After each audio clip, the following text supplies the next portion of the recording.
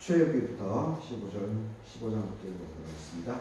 주의 인자하심으로 주께서 구속하신 백성을 인도하시되 주의 힘으로 그들을 주의 거룩한 처소에 들어가게 하시나이다. 여러 나라가 듣고 떨며 블레셋 주민이 두려움에 잡히며 에돔 두령들이 놀라고 모압 영웅이 떨림에 잡히며 가나안 주민이 다 낙담하나이다.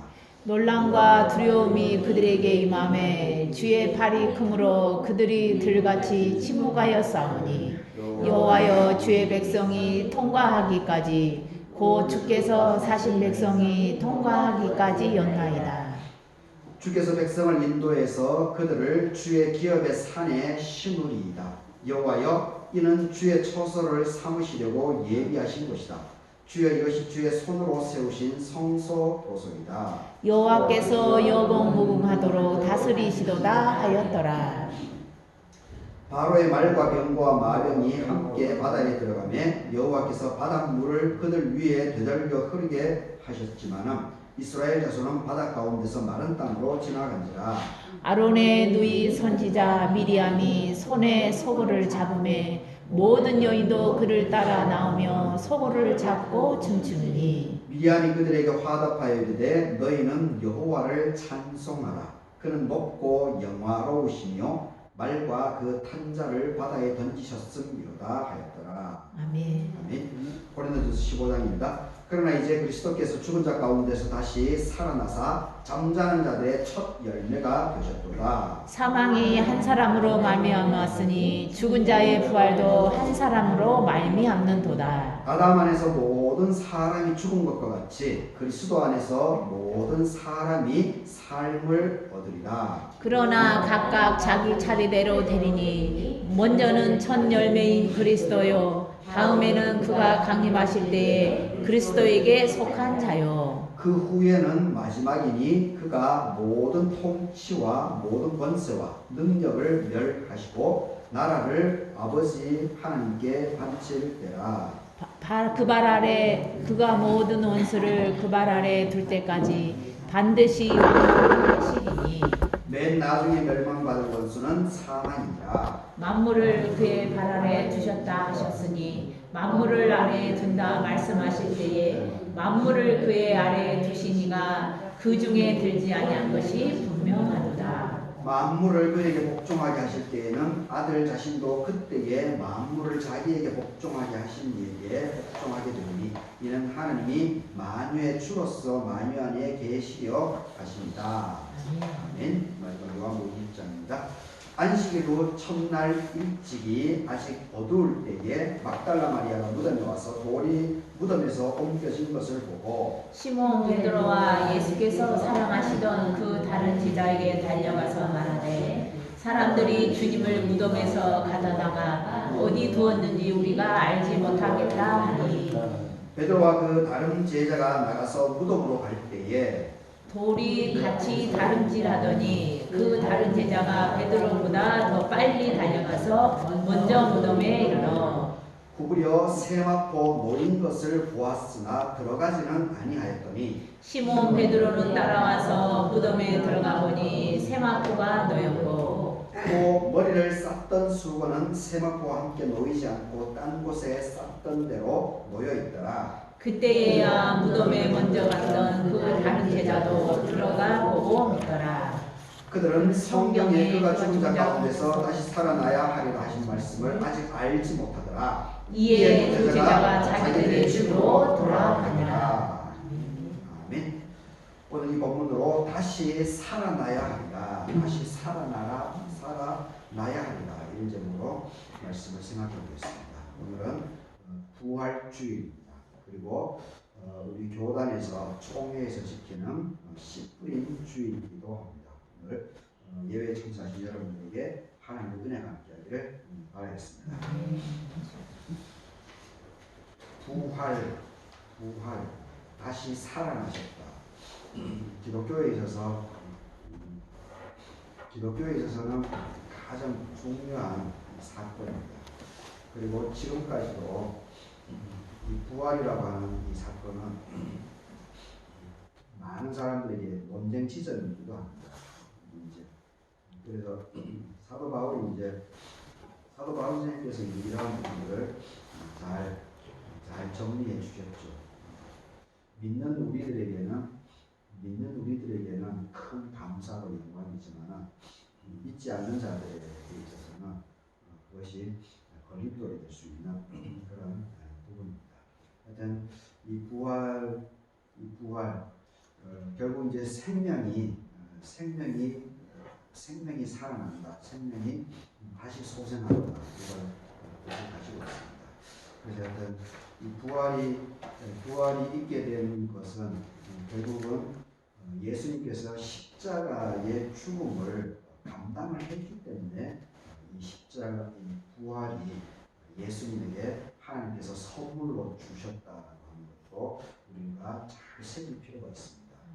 이 십자가의 죽음, 예수님의 그 하나님께서 명령하신 그 사명을 끝까지 감당했기 때문에 그 사람이었던 예수에게 부활이 주어졌던 겁니다. 그래서 우리 믿는 사람들이 이 부활만을 자꾸 강조하고, 그리고 부활이 있게 된 과정이었던 이 십자가의 죽음, 이것을 놓치게 되면 이것이 이제 잘못된 신앙의 길로 빠지게 됩니다. 그리고 이것이 바로 이 교회가 망하는 일입니다. 교회가 망하는 일이고 그리스도인들이 허물어집니다. 몸은 교회에 다닌다고 하더라도 사실은 이단 종파들, 이단의 가르침하고 다를 곳이 없습니다. 그리고 이방 신을 우상 숭배하는 것하고 사실은 다를 게 없습니다. 이 반드시 십자가의 죽음, 하나님의 사명을 죽음으로 감당한 예수 그리스도, 이것을 반드시 기억해야 됩니다. 이것을 절대 놓치면 안 됩니다. 그렇게 해야 그 다음에 부활이 의미가 있는 겁니다. 그렇게 할 때 부활이 생명력이 있는 겁니다. 그런데 편하게 책임질 일 하나도 안 하고 욕 얻어먹는다고 다 핑계대고 살살살 피하고 그러면서 좋은 결과만을 따먹으려고 하면 그걸 따먹을 수는 있죠. 근데 그런 사람 곁에 사람들이 붙어 있겠습니까? 조금만 시간이 지나면 다 아는 거예요. 다 떠나가 버리죠. 다 떠나가 버리죠. 근데 묵묵하게 힘들어도 버거워도 하나님께서 맡겨주신 자기 사명을 잘 감당하게 되면 그 사람 주변으로는 자꾸 하나님께서 사람을 붙여 주게 되어 있습니다. 어떤 오늘 이 묵상할 때 시편 118편이었는데 어제 준비하면서도 몇 번 읽었지만 근데 오늘 이렇게 묵상할 때 이것을 읽는데 갑자기 18절 이 구절이 갑자기 막 마음속으로 쫙 파고 들어오는 그런 경험을 제가 좀 했습니다.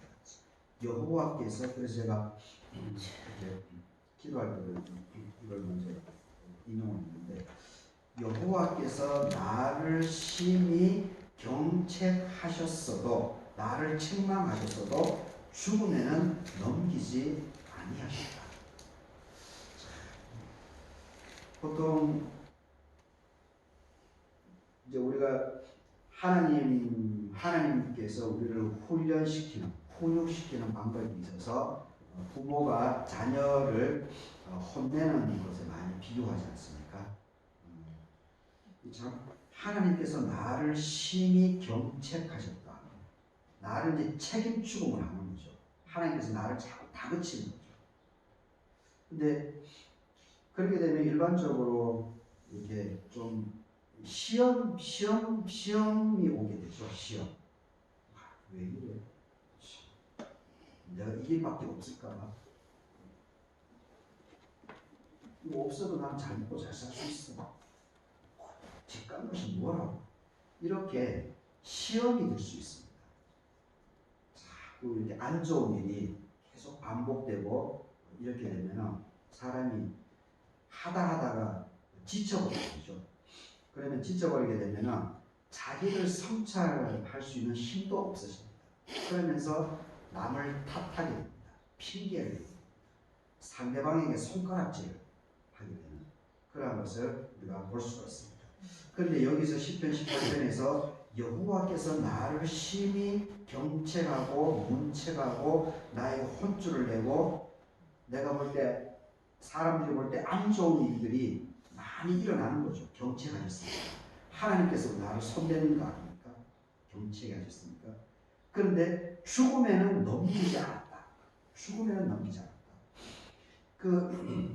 이 시편 118편 18절의 이 행간에서 느껴지는 것이 저는 어떤 느낌이 드냐면 하나님께서 필요하기 때문에 나를 경책한다. 나를 질책한다. 내 인의 시험거리를 막 나눈다는 겁니다. 그런데 여기서 문맥적으로 이렇게 보게 되면 죽음에는 넘기지 아니하셨다라고 고백하는 이 대목인데 이 감사하는 마음이 여기서 이렇게 저에게는 느껴집니다. 그렇게 경책하고 시험거리들을 하나님께서 내 앞에 인생길에 내 가정에 삶의 무한들이 막 이렇게 겹쳐져 오는데 근데 죽으면은 하나님께서 나를 넘기지 않으셨다. 그래서 나는 참 감사합니다. 그래서 내가 어떻게 해서든지 하나님의 이 경책하심에 내가 깨달음을 얻을 것이다. 그래서 나는 여기서 포기하지 않을 것이다. 낭망하지 않고 좌절하지 않고 나는 이것을 뚫고 일어나갈 것이다. 이러한 것이 저는 오늘 18절을 오늘 묵상을 읽는 과정 속에서 저에게 느낌이 아주 강하게 들었습니다. 아, 부활이라고 하는 것이 바로 이거구나. 예수님의 십자가의 죽음이라고 하는 것이 바로 이것이구나. 하나님께서 경책하신 거 아닙니까? 예수님은 막 몰아붙인 거죠. 예수님이 참 좋으신 분이 아닙니까? 선하신 분입니다. 그리고 그 당대에 뭐 학교 교육은 사도 바울에 비하면은 뭐 아무것도 그 정도 비할 바는 아니죠. 사도 바울 비할 바는 아니지만은 그럼에도 불구하고 그 요즘 이제 연구를 통해서 밝혀지는 거지만은 세례 요한이 있었던 그 에세네파라고 하는 것이 있습니다. 성경에는 이제 열심당원, 바리새인 그리고 사두개인 이 세 부류만 성경에는 나오는데 사실은 이 에세네파도 있었습니다. 그 당시에 에세네파도 있었는데 이 사람들은 지금으로 얘기하면은 이제 수도원 운동 좀 세상과 격리해서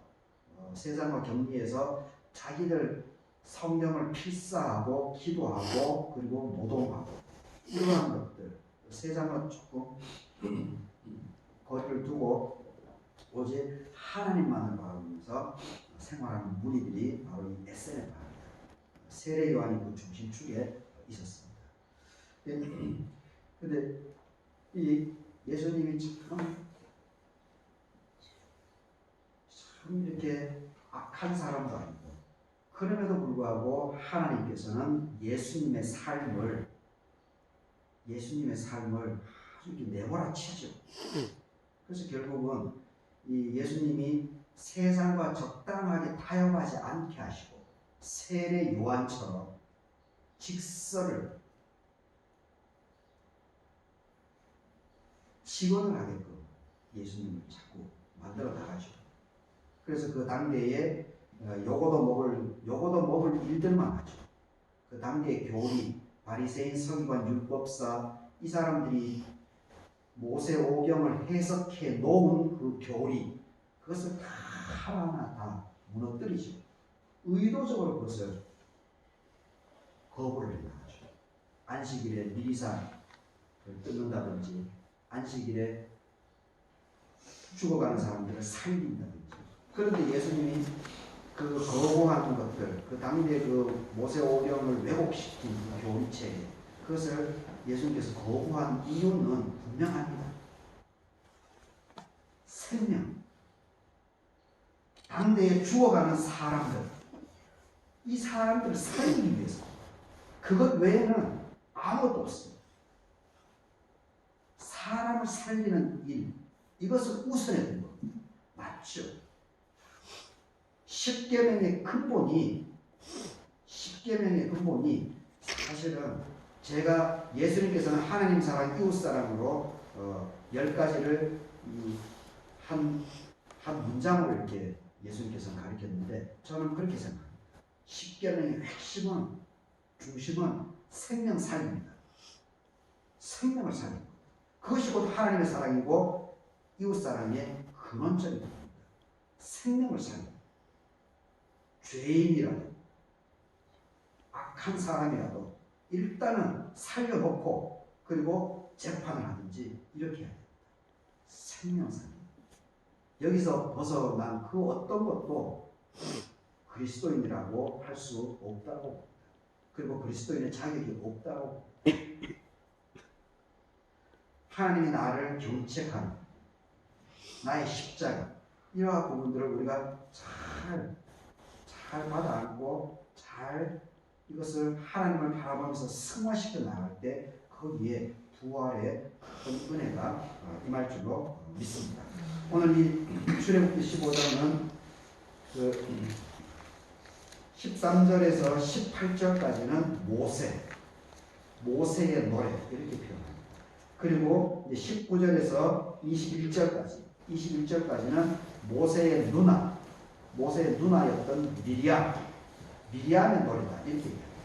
그리고 의미가 있는 것은 특히 이제 모세의 노래도 참 대단한 부분이 있지만은 특별히 이제 미리암의 노래라고 하는 이 출애굽기 15장 19절에서 21절까지 미리암의 노래, 이거는 참 그 출애굽 역사에 대한 부분에 있어서 가장 오래된 고백입니다. 1차적으로 그 의미가 있습니다. 그런데 미리암이라고 하는 여인이 또 들어갑니다. 그러니까 이게 이 성서가 예수님의 족보에서도 마태복음에 3명의 여인의 이름이 거론되죠. 근데 다 이방 여인입니다. 그리고 정상 이런 표현도 좀 그렇지만 부도덕한 이러한 부분의 여인도 거기는 있습니다. 라합이라든지 그리고 밧세바, 이 2명의 여인 거기에 창녀고 그리고 이 밧세바, 예수님 여튼 이 성경이 이 여인들에 대해서 우리가 그것은 이제 그 신학자들 그리고 목회자들 이 사람들이 이제 자기 편견에 사로잡혀가지고 그래서 바라보지 못했던 거죠. 그런데 성경은 이미 여인들의 삶을 이렇게 희롭게 보고 있었다는 것을 우리가 참 잊으면 안 됩니다. 이건 이제 미리암의 노래, 여인, 이러한 부분들이 20세기에 와서야 이러한 여인들의 흔적, 이것을 의미들을 자꾸 이제 발견해내고 있습니다. 물론 이제 그것이 이제 발전이 돼서 여성 신학 이런 것도 나오고 있죠. 그리고 또 뭐 여러분들은 아직 좀 문화적인 충격이 있을 수는 있겠지만 하늘 아버지, 하나님, 아버지 하나님, 어머니 하나님, 이런 고백도 요즘은 많이 하고 있습니다. 하나님이 남녀를 다 포괄하고 있는 성질을 갖고 있는 것이다. 그래서 그렇게 하고 있는 것을 봅니다. 어떤 미리암의 노래, 이게 출애굽, 이집트에서 탈출을 감사하면서 그것이 기록되어져 있는 겁니다. 그래서 그 나올 때 이제 미리암이 손에 소고를 잡고 춤을 추니까 모든 여인들이 따라서 같이 하나님을 찬양하는, 우리를 이렇게 이끌어 주셨구나, 우리를 이렇게 살려 주셨구나, 우리를 이렇게 축복해 주시구나라고 하는 것을 고백하는 그 내용이 나와 있습니다. 그리고 이 고린도전서 15장은 오늘 이제 교동문에도 언급되는 유명한 본문이죠.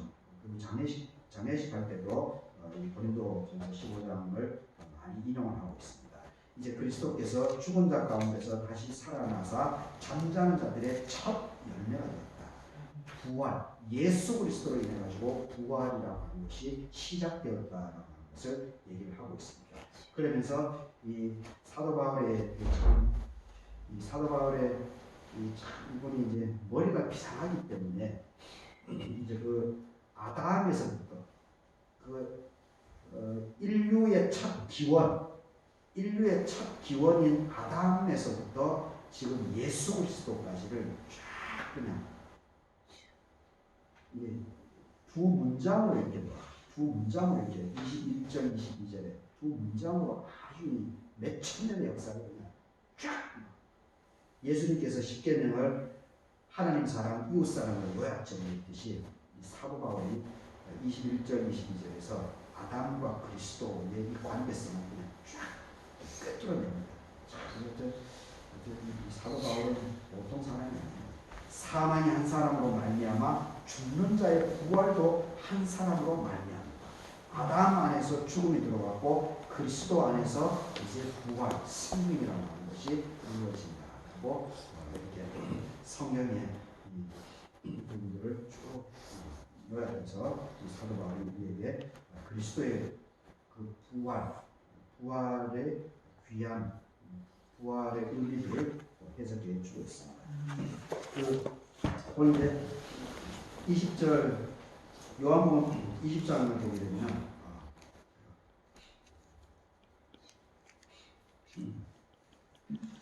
요한복음 20장을 보게 되면 이제 오늘 새벽에는 이제 마가복음 16장을 봤었는데 거기에 이제 세 명의 여인이 나오죠. 예수님의 무덤을 찾아간 처음으로 무덤을 찾아간 세 명의 여인이 나오는데 근데 요한복음에 있어서는 막달라 마리아 7 귀신이 들렸던 막달라 마리아를 예수님께서 치유를 해주죠. 그래서 막달라 마리아가 예수님으로부터 큰 은혜를 받았기 때문에 이것을 한평생 막달라 마리아는 잊지 않습니다. 그리고 그 은혜를 갚으려고 하죠. 근데 하여튼 오늘 요한복음 20장에는 그 막달라 마리아 혼자 간 것처럼 이렇게 언급을 해주고 있습니다. 그리고 시몬 베드로하고 예수께서 사랑하시던 그 다른 제자 요한이죠. 요한이 달려갔다라는 그 대목을 얘기를 해주고 있습니다. 근데 여기에 보게 되면 9절을 보게 되면 그들은 이제 베드로하고 요한이죠. 이 시몬 베드로하고 그리고 예수님께서 사랑하셨던 제자가 그 무덤 안을 들여다봅니다. 무덤 안을 들여다보는데 세마포 6절에 보게 되면 세마포가 모여 있다. 그리고 수건도 따로 모여 있다. 그리고 거기는 무덤이 비어 있었다고 얘기를 합니다. 이 마가복음 오늘 새벽에 읽었던 마가복음에는 한 청년이 된다. 근데 누가복음에는 또 읽어보게 되면 2명의 천사가 이렇게 나옵니다.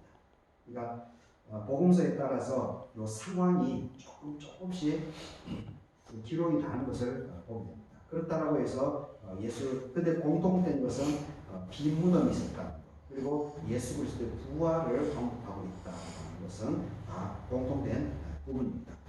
그래서 8절에서 그때서야 무덤에 먼저 갔던 그 다른 제자도 들어가 보고 믿었다. 근데 9절에 보게 되면 이 시신이 없다라고 하는 것을 봤다라고 하는데 이 베드로하고 또 다른 제자가 성경에 그가 죽은 자 가운데서 다시 살아나야 하리라 하신 말씀을 아직 알지 못했다. 이렇게 언급해 주고 있습니다.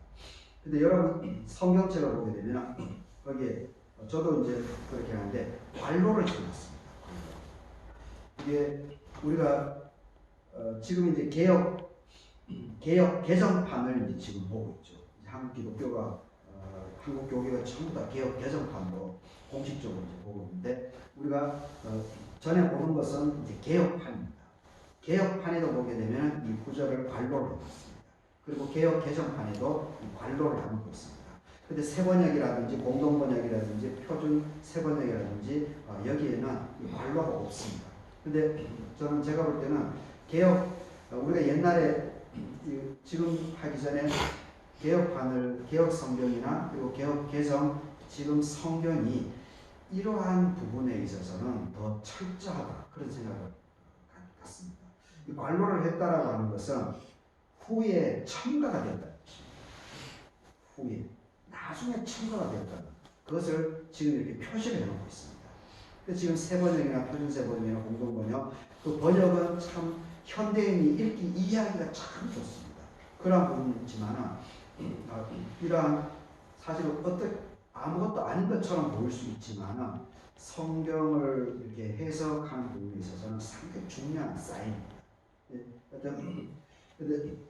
그래서 그 성경을 보게 되면은 이 관로 이 나중에 보충을 했다라고 하는데 그 근거를 이제 찾아볼 것을 제가 보니까 10편, 16편, 10편, 16편, 10절을 영향을 받지 않는다 이렇게 해석하는 것을 봤습니다.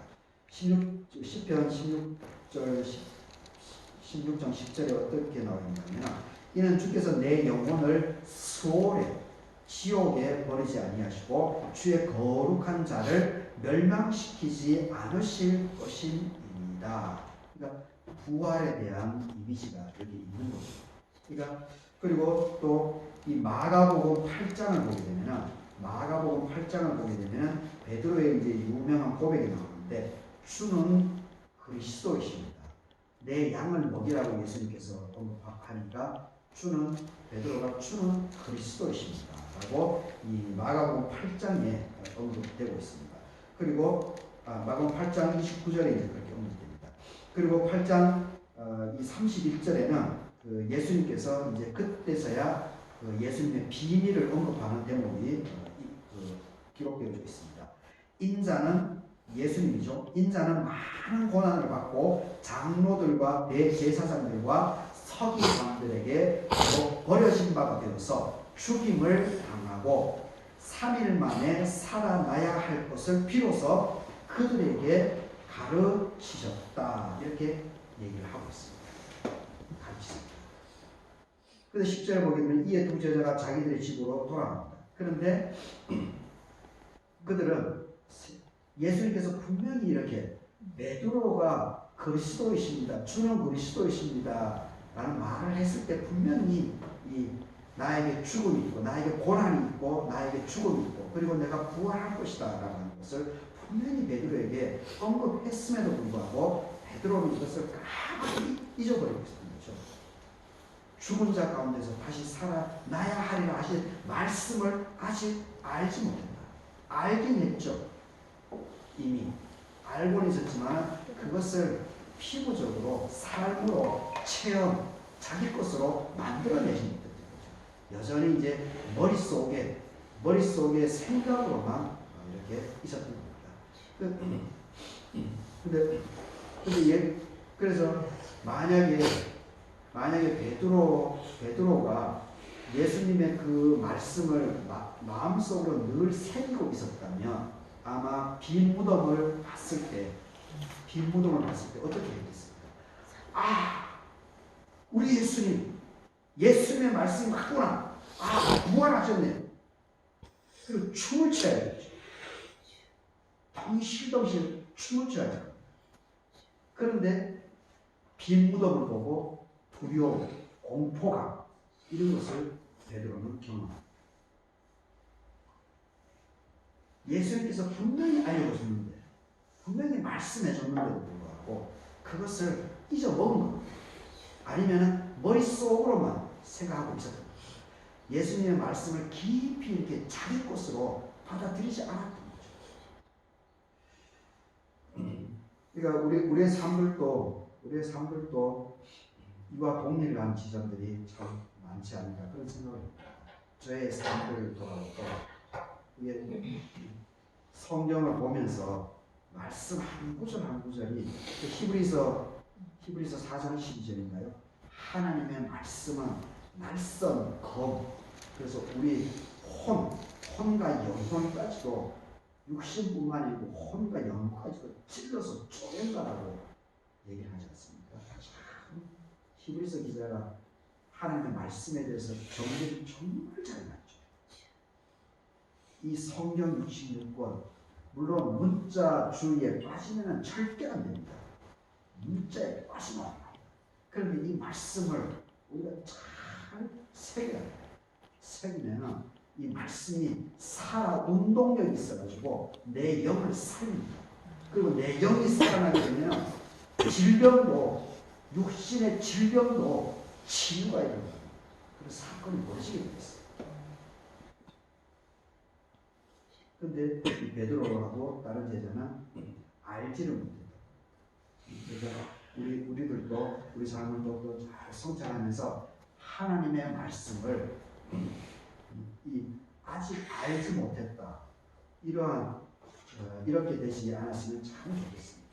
그래서 하나님의 말씀대로 아멘 하면서 말씀을 나의 것으로 이렇게 나의 것으로 만들어서 그래서 그대로 살아가려고 열심히 노력하게 되면 반드시 그 사람에게 죽음이 넘어서 그리고 부활, 생명의 은통함이 그 사람에게 선물로 하는 것은 줄줄 있습니다. 여러분 삶 속에 저 모양의 십자가에 있는 것들을 쉽지는 않겠지만 감사함으로 잘 감당할 수 있게 바랍니다. 그것을 감당하게 될 때 반드시 부활이 있습니다. 그것을 감당하지 않으면 부활은 오지 않습니다. 오늘 이 말씀으로 여러분 삶 속에 부활한 주하고 하나님의 인도하신 하나님의 능력이 할 수 있기를 바라겠습니다. 아직 기도하겠습니다. 이제 그리스도께서 죽은 자 가운데서 다시 살아나서 잠자는 자들의 첫 열매가 됩니다. 사망이 한 사람으로 말미암아 죽은 자의 부활한 사람으로 말미암는다. 아담 안에서 모든 사람이 죽은 것 같이 그리스도 안에서도 모든 사람이 삶을 얻게 될 것이다. 그들은 베드로하고 제자 한 사람은 성경에 예수님이 죽은 자 가운데서 다시 살아나야 하리라 하신 말씀을 아직 알지 아버지 하나님 오늘 출애굽기 15장 고린도전서 15장 요한복음 20장으로 다시 살아나야 하리라 하는 제목으로 부활주의를